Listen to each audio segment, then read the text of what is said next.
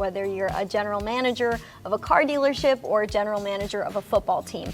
There's a lot of overlap here, from leadership styles to facing adversity to what you want to be remembered for. So as we discuss all of this, what questions do you guys have for each other? When you realize maybe you don't have the right person, or the person hasn't bought into your culture, what steps do you take to get them on board? Yeah, I mean, I think you bring them in and you have direct, honest conversation. Sometimes people have blind spots, and so you can't assume it's an intentional not getting on board. Have that dialogue, and if you feel like, and you may ask the question, hey, do you want to be here? Is this something you want to get in line with? And then give them the tools. If they say yes, and yes, I do want to be here, give them the tools and tell them, hey, we may even do a check-in here. Just being clear so that if you do have to ultimately make the decision that you don't want to make, that they know well ahead and they weren't caught off guard. There's so many different layers and everything we both do, and our end, from lot to detail to finance to service to parts. How important is it to really understand each one of those layers on your end? I think it's huge to understand what everyone is going through, and you go put an arm around them. I know what you're going through, buddy.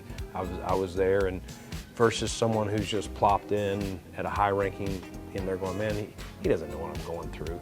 And those can be challenges, but hearing your histories, it makes sense why you guys are so well respected in your own, Thank you. path. So. Brandon, from leadership to work ethic to the stress of a general manager, what question do you have for these gentlemen?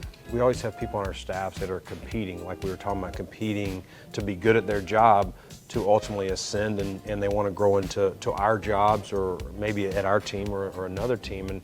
And how do you handle it when you got one job opening to advance and you got 2 or 3 people that want it? Very difficult, right? Because you have great employees, and they're probably all 2 or 3, whoever's in the running, may all be ready. They may all deserve the opportunity, but you have to find that 1 or 2 pieces that might differentiate, one over the other 2. But communication is key. So if you have to give somebody some bad news, make sure they understand there's still a path for them. I think if you just be honest with people and they trust you, they'll understand. Of those 2 that didn't make it in there, you got to be able to take the time and sit with them and say, these are the couple of skills we really need to refine to get you that next level. So there is a career path, there is a way for you, and commit to them that you're going to work with them to get them to that level where they are that #1 spot next time.